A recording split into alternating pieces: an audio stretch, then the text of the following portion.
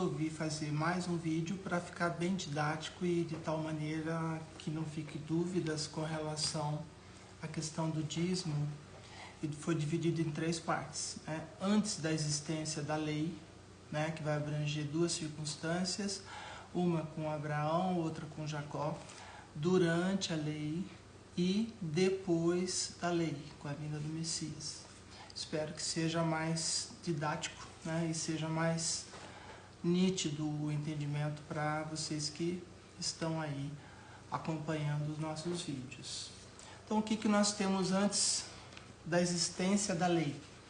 Nós temos o caso de Abraão, Abraham, se preferir, e que fez, no texto bíblico, fala sobre ter sido oferecido o dízimo para Melquisedeque, que era uma figura do Messias que viria, indicando ainda a superioridade de Melquisedeque sobre Abraão, ao ponto dele oferecer o dízimo. Por que eu digo o dízimo no singular? Porque a primeira coisa as pessoas precisam lembrar de onde é que veio esse dízimo que foi oferecido a Melquisedeque. Se vocês se recordarem, o sobrinho de Abraão, Ló, tinha sido preso, aprisionado, juntamente com muitas outras pessoas lá em Sodoma. Então houve uma guerra de Abraão contra esse tipo de situação, e essa guerra, como toda guerra, gerou despojos de guerra.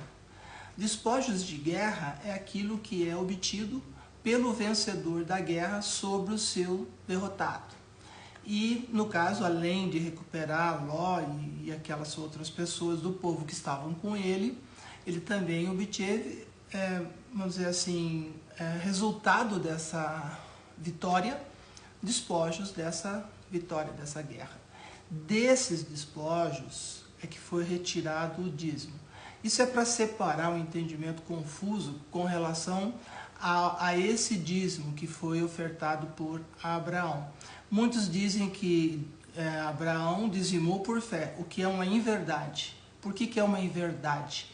Porque os atos dos heróis da fé estão elencados, inclusive os de Abraão, lá em Hebreus 11, aonde você vai verificar os chamados heróis da fé.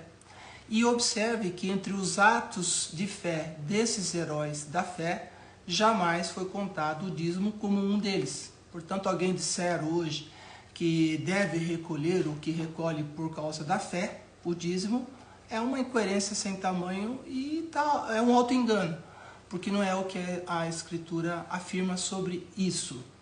Outro caso que existe, assim, detalhe, é uma única vez que é citada em Gênesis 14:20 essa questão de Abraão.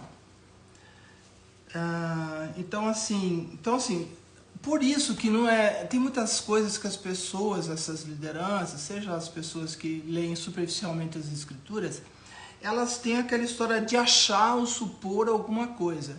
Não há o que achar ou supor. O fato é bíblico, o fato está escrito. Então, assim, é necessário um conhecimento português para interpretar o tempo do verbo, como eu já falei no outro vídeo para vocês. Então, não se pode supor que Abraão tenha oferecido ou recolhido o dízimo outras vezes ou várias vezes. Até porque isso não existia essa prática da lei. Então, essa ação em Hebreus 11 não é considerado o ato de fé de Abraão. Portanto, alguém que afirma que recolhe dízimo por fé é um auto-engano e um desconhecimento da Escritura. O outro caso é o caso de Jacó, né? Ok. Só para incluir mais um detalhe, o dízimo de Abraão é pelo reconhecimento do próprio pai da fé, que assim ele é considerado, de que o Messias, ou a figura do Messias representado por Melquisedeque, é superior a ele também. É só isso, tá? Esse é o ensinamento que está ali nítido, claro. E para você não ter mais dúvida, dá uma lida lá em Hebreus atentamente, capítulo 7, de 1 a 28. Você observa quem pagou e quem recebeu esse único dízimo, essa única vez. O caso de Jacó já envolve um outro fato antes da lei do dízimo existir.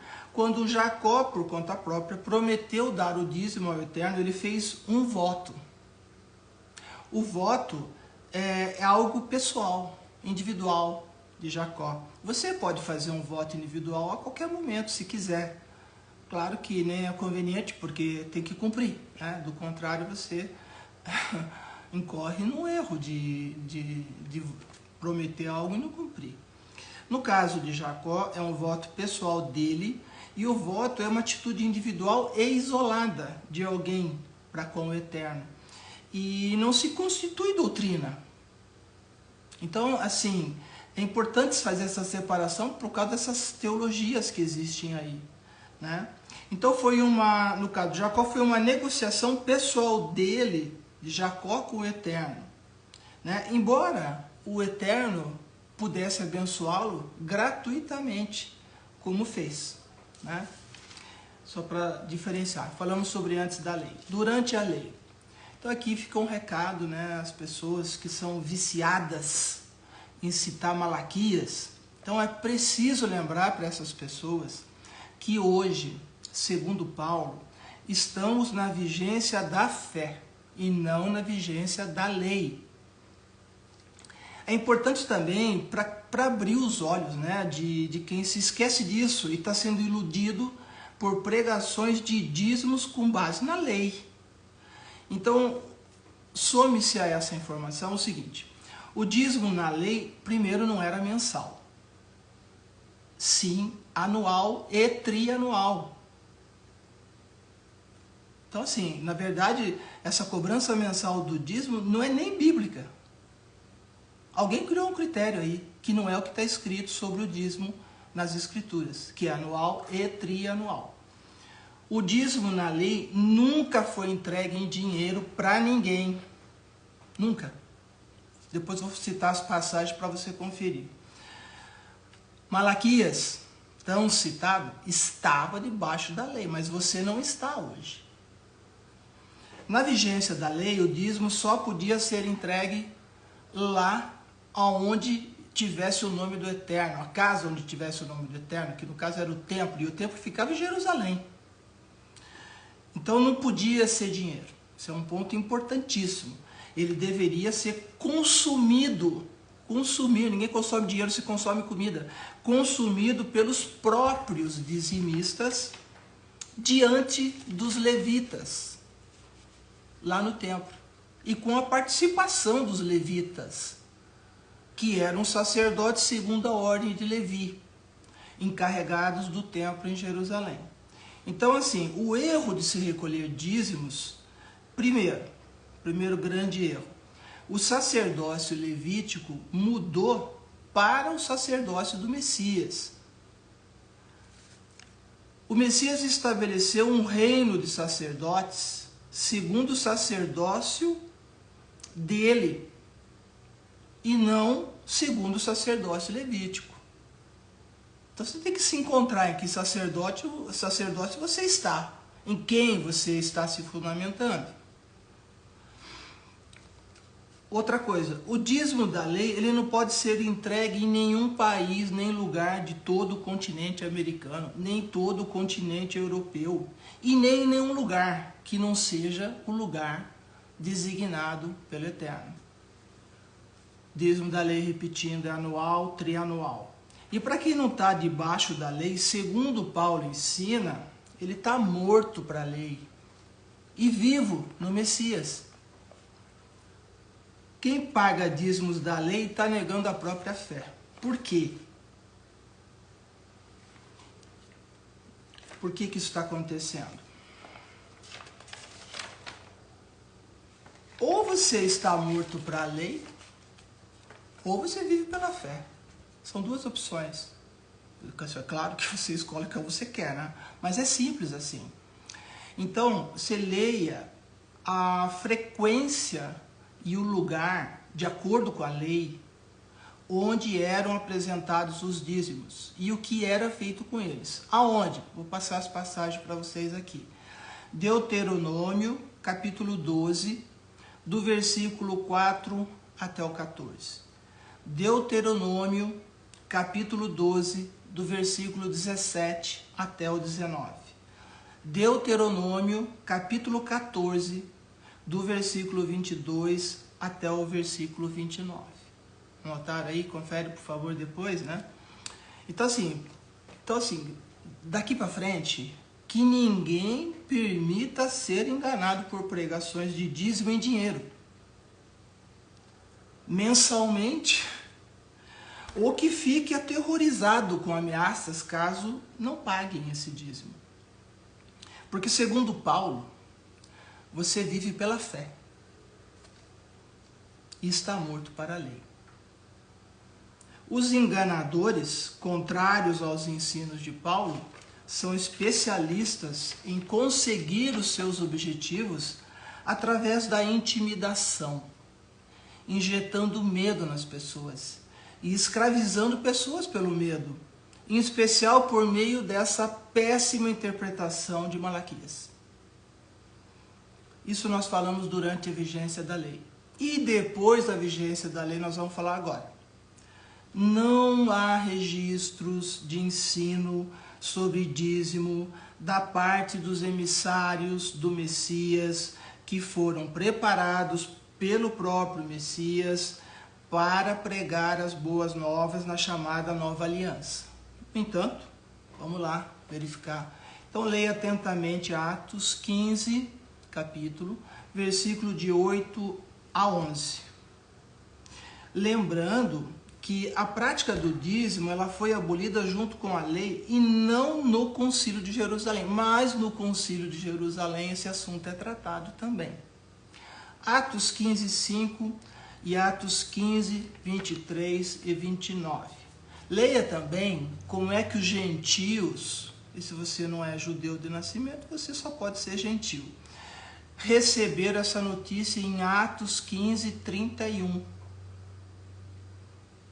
Então, assim, eles receberam com alívio. Por quê? Porque era um fardo muito grande. E por ser um fardo muito grande, nem justo era e nem justo é hoje que queiram te impor esse fardo. Considerando que lá em Atos esse assunto já foi discutido. Então, se hoje alguém quer fazer diferente do que está lá no Concílio de Atos, está fora da própria Escritura. Verifique lá em Atos também, com relação ao que foi exigido dos gentios. São 4 coisas. Nenhuma das 4 se chama dízimo. Está surpreso? Está surpresa? Não deveria estar, porque está escrito há muito tempo, não é verdade? Mais de 2000 anos isso foi escrito. E se alguém te ensinou diferente, tem lá as consequências na própria Escritura para quem ensina diferente daquilo que o Eterno ensinou e daquilo que o Messias também aperfeiçoou e ensinou. Então, o que acontece? Primeira coisa importante, quando a gente encerra essas coisas do antes, durante e depois do dízimo. Não é possível negar um erro essencial, um erro fundamental, um erro escritural dessas pessoas que ensinam a dizimar para outras pessoas e essas pagam. Então há o erro de quem ensina e há o erro de quem paga de não verificar porque está pagando. Então, do ponto de vista, é importante lembrar. Então vamos retomar. Em Atos 15, 20, não é ordenado, não é imposto aos gentios pagar dízimos. Se você não é judeu do nascimento, isso vale para você. O cristão hoje é o gentio, que as escrituras falam. Então, é importante deixar claro para os líderes, porventura religiosos, discordantes do Eterno, para essas lideranças, eu sugiro que não confundam uma opinião pessoal com fato escritural. O fato escritural está aqui. A opinião pessoal você já sabe qual é. O fato é este. Antes, durante, depois da lei, Concílio de Jerusalém, palavra dos emissários do Messias, palavras de Paulo e os textos das Escrituras que confirmam isso que está sendo dito. tá?